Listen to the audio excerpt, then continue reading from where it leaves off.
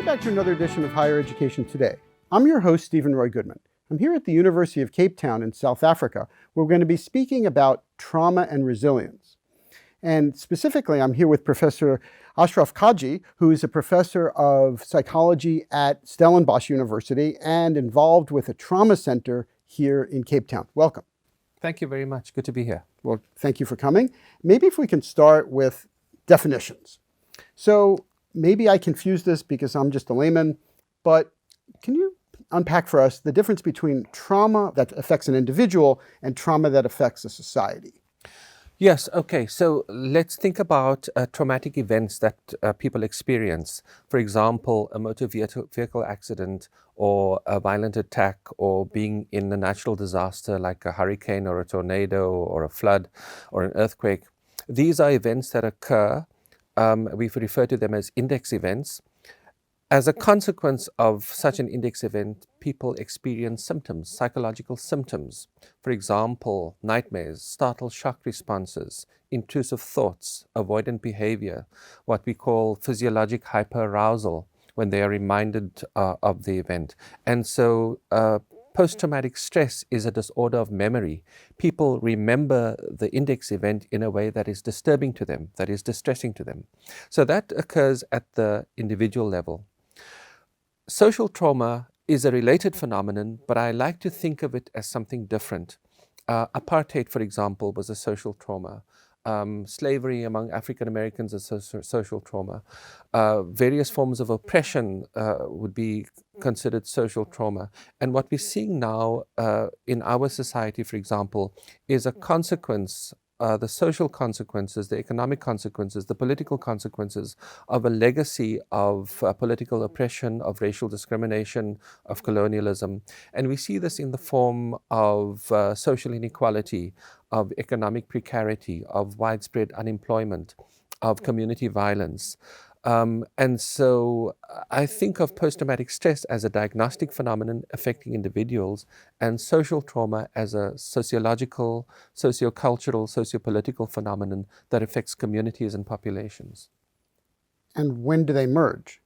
Well, they merge all the time. They merge all the time because people are living under conditions of precarity, under conditions of duress, experience a greater level of traumatic events. For example, in many of our poorer communities, there's a greater level of community violence, for example, of abuse. And as a consequence of that, the level of trauma of index events occurs at a greater level compared to societies, for example, that have not had a legacy of oppression and social discrimination. And let's say people have been experiencing that and they don't have the resources to go to a private psychologist or psychiatrist. Would they go to the trauma center that I was referring to a second ago, or would they go to some sort of group meetings to help deal with some of those issues? So there are a range of resources available in South African communities to assist people who experience symptoms of traumatization. The Trauma Center for Political Violence and Torture is an NGO that is funded in part by the state and in part by other donors.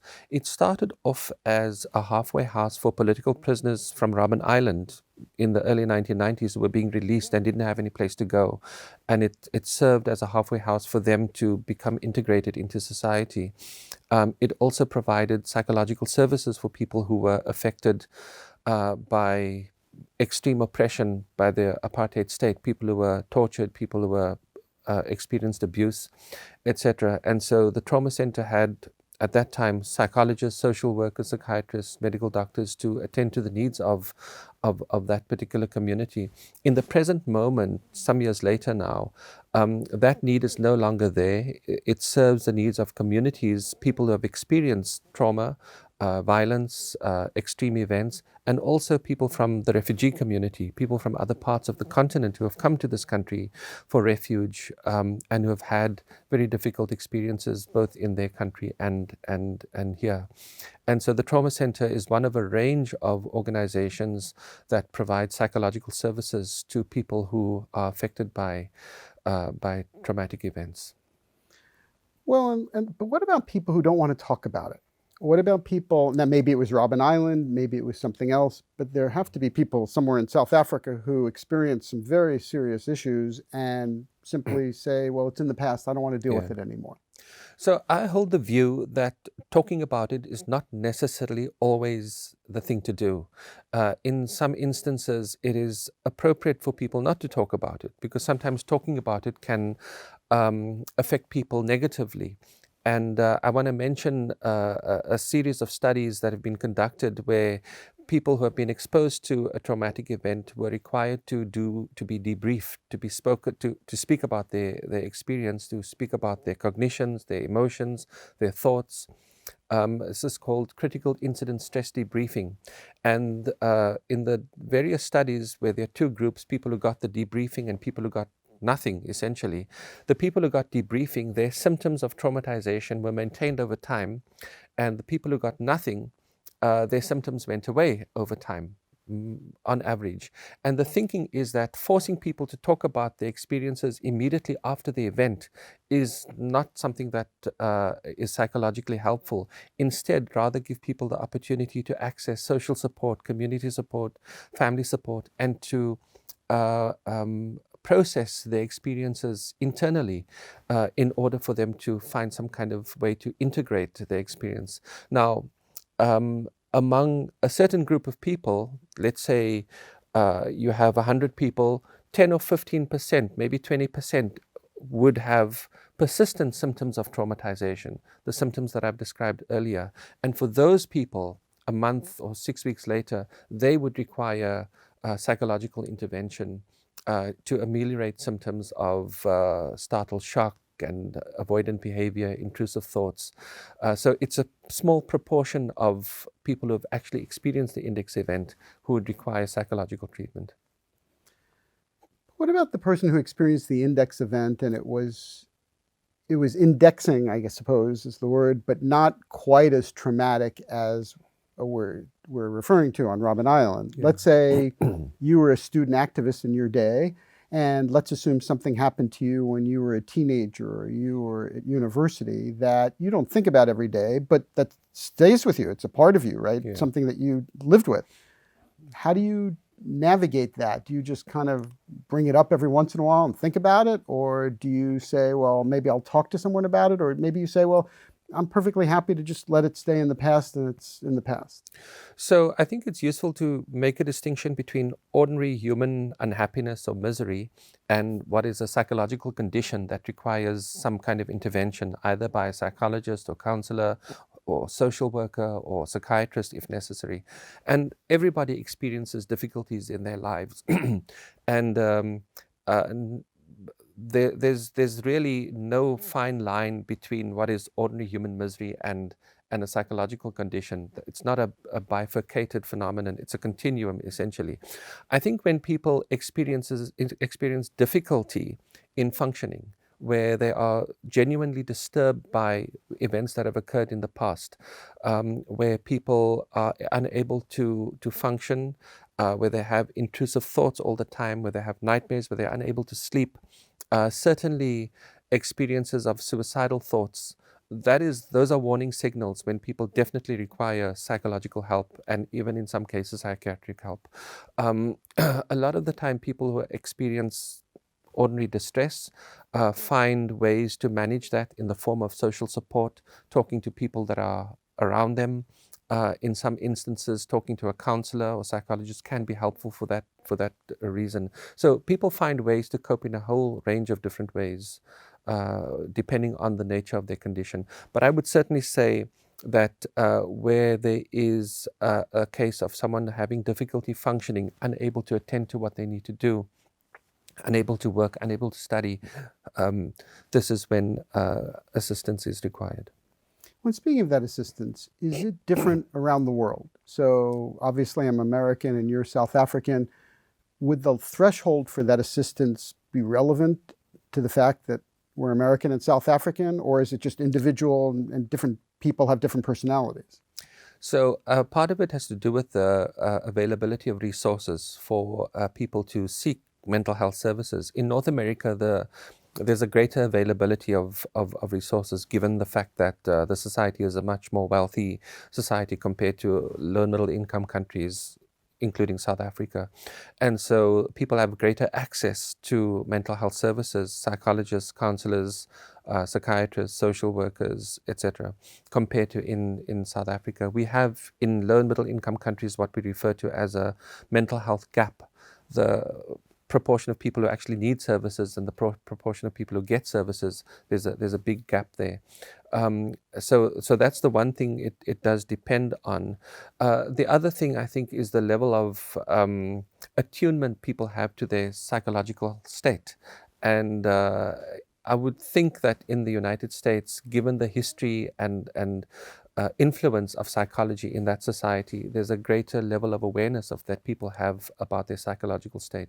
And so this is why I emphasize mental health literacy in this country, for people to be able to recognize symptoms of mental health conditions such as major depressive disorder, generalized anxiety, post-traumatic stress, in order to be able to be alert to when they're experiencing difficulties, and then secondly, being able to find the available resources and support that they require for that. But in South Africa, is there some sort of kind of group thing that maybe that people could do in groups that would perhaps be less expensive than a one-on-one session?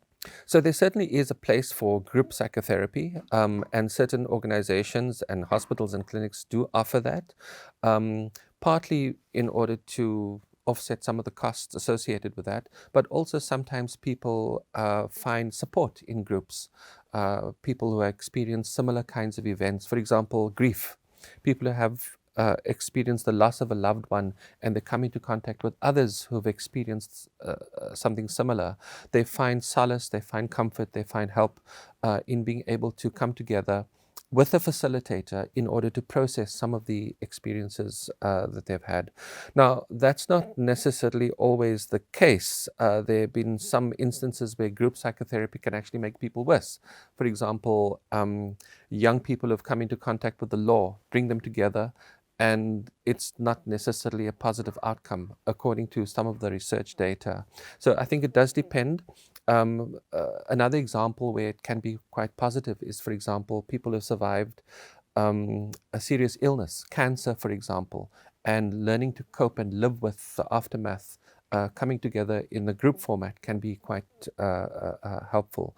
There are things to consider when thinking about group psychotherapy, for example, confidentiality, agreeing that whatever happens in the group actually stays in the group, and managing impressing on people the importance of confidentiality, because people actually share very personal things about themselves in the context of a group, and so one wants to ensure that the process is managed as ethically as possible. Well, that's interesting. I mean, after we finish, we're going to hear, and I should tell the audience this, we're going to hear from some students, two students, one from UWC, the University of the Western Cape, and one from the University of Cape Town, who are going to respond to the professor's comments. But I suspect if they were with us right now, they would say, well, we're on our phones all the time. So maybe can we have some resources that where we can do something online where we don't necessarily have to be in person?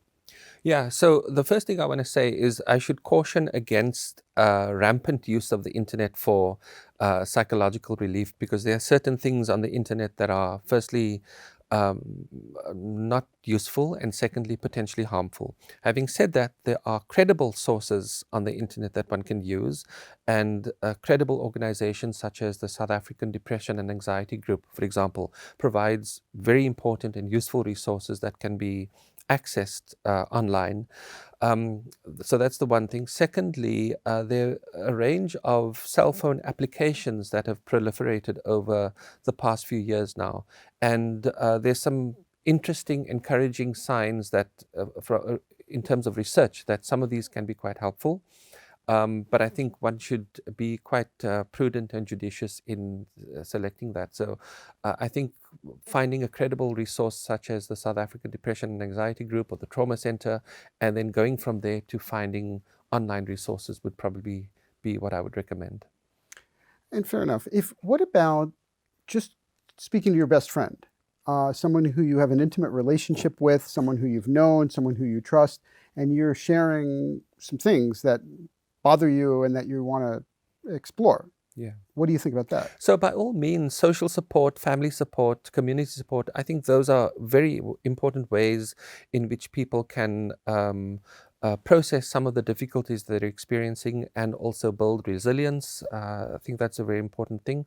What I do think is important to remember that a social conversation is quite different from a therapeutic conversation. A therapeutic conversation seeks to create a corrective experience, looks at ways in which to understand the person psychologically and tries to make some kind of psychological difference in terms of ameliorating symptoms. Social support is helpful to people to be able to process what they're experiencing, helping them understand that they're not alone in what is happening with them, and both of those two things have a place. I think in more severe, extreme situations, people probably want to go beyond only social support and find professional help for some of the experiences that they're having. Fair enough. And before we say goodbye, what about specific resources for students? You're a professor at Stellenbosch. I assume you still have ties to UCT and UWC and other universities in South Africa. And plus, I should say for the record that you spent time in Philadelphia and in Indiana in the United States. What advice do you have for college students and university students, and what resources do you think they specifically should reach out for? So the first thing is mental health literacy. I think it's very important for people to be able to recognize symptoms of distress in themselves. And in an extreme situation, for example, if people have suicidal thoughts, suicidal feelings, making a suicidal attempt, I think in such an instance, professional help is definitely required, but also symptoms of traumatization, of depression, of anxiety, substance use, excessive alcohol use. I think those are all warning signs that people want to attend to. That's the first thing. Secondly, to be able to identify resources that are available in the university environment. For example, the Student Counseling Center, and other resources that are available. And then in the community, the different organizations, the NGOs, and also hospitals and clinics that are available that provide psychological and psychiatric services to people who experience mental health conditions. And I guess my follow-up to that is there anything in particular that you would urge the universities to do more of that perhaps they're not doing? Yeah, so I think it's true that most universities have counseling centers that are under-resourced, where there's a greater need than what the university can provide. So resourcing those clinics and facilities, I think, would be important. The other thing is looking at it upstream. What are the causes of students experiencing emotional distress and psychological conditions, the level of pressure placed on students, the economic precarity placed on students, the fact that a lot of students live under conditions of poverty and aren't able to necessarily attend to their studies in a way that people would if they didn't have those concerns. So part of it is socioeconomic and part of it is social. And one sees the consequences of that at the psychological level. And what about the dorm, the residents' life? What can they do on campus particularly? Yeah, so in educating people about how to be alert to their emotional state, being able to recognize symptoms of a mental health condition, providing mentoring services, older students working with younger students, and engaging in a way that destigmatizes mental health. It's not a shameful thing or a disgrace to experience a mental health difficulty. It is part of the human experience, and we need to remove the stigma associated with it. Well, thank you. And speaking of removing that stigma and moving to a different generation, we're going to hear from two students, one from UWC and one from UCT in a moment. Professor, thank you for coming on the show. You're welcome. Well, thank you again. And if you would like additional information about Stellenbosch University, please go to sun@ac.za. So we'll be right with you, and thank you so much. We're back now in the studio with Bonang and Pumla, who are going to be responding to what the professor just had to say. Bonang and Pumla are both psychology students. Bonang is a student at the University of the Western Cape, and Pumla is a student here at the University of Cape Town. Welcome to both of you. Thank you. Well, thank you for coming on. Bonang, maybe if we can start with you. What did you think of what the professor had to say? I thought what he had to say was very insightful. I gained a lot more of contextual understanding from what he said. I do, however, would like to add on what he had to say in the context of globalization. I think because primarily globalization seeks to navigate a gap of community all over the world where we are living within the same community contexts all over the world, regardless of where you are placed in the world. And one of the ways that is driven is through social media. People get exposed to the same kind of things on social media, regardless of where they are in the world, which means people engage in the same kinds of trauma. If you're seeing the same news all over the world, you are engaging in the same kind of trauma. You may not necessarily be responding it to the same way, but there is commonality in responding to a same kind of stimuli. And what I think needs to be looked at, because as Professor was saying that in his definition of initial events that may cause trauma, they seem to be very big. Floods, earthquakes, and it's not everywhere where things like that happen.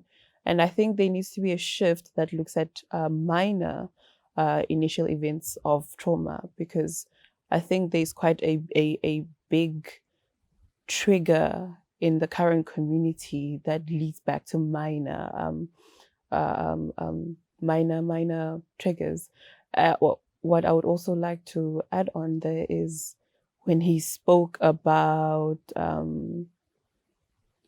that there's not an exact line that you can differentiate actual clinical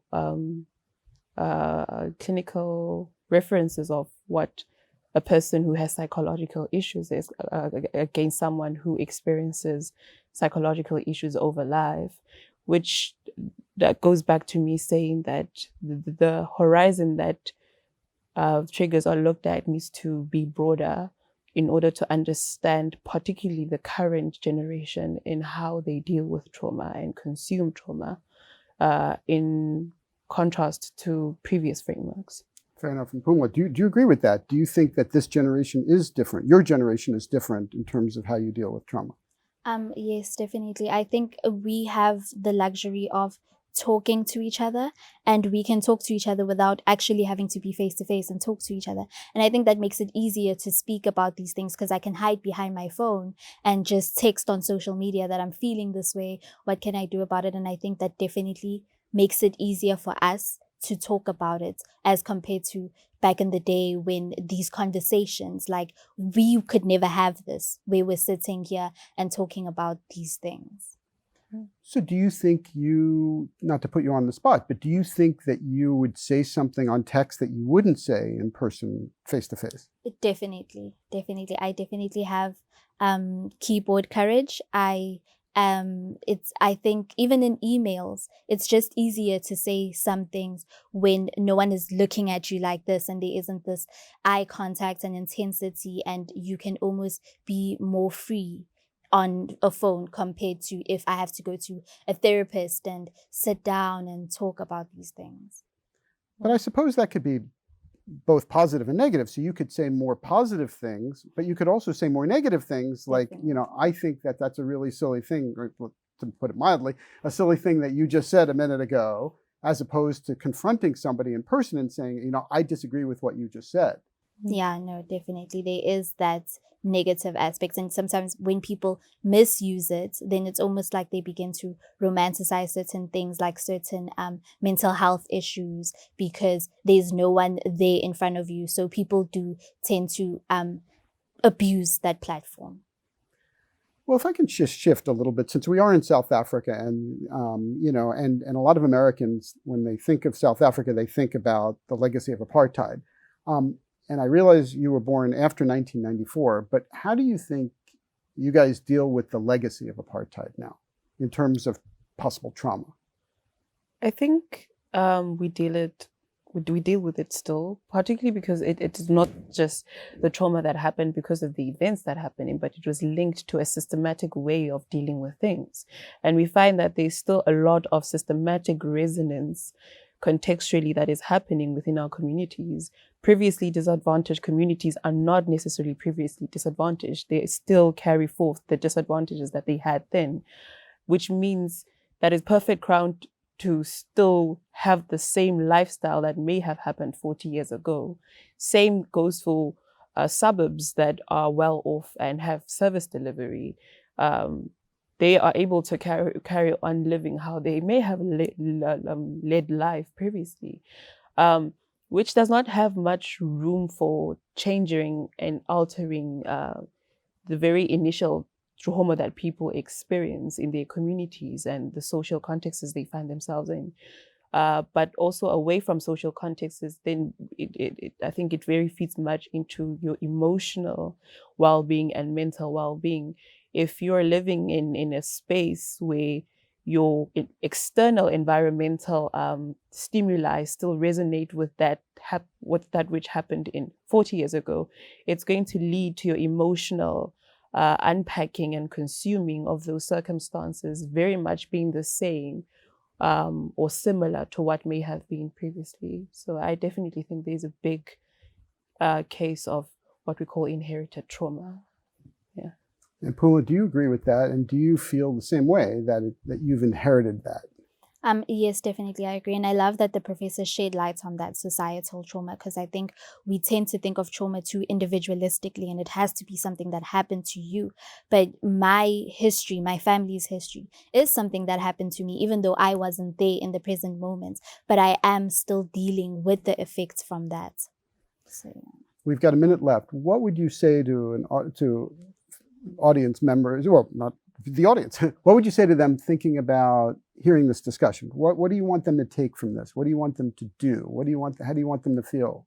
I definitely want them to remember that their feelings are valid.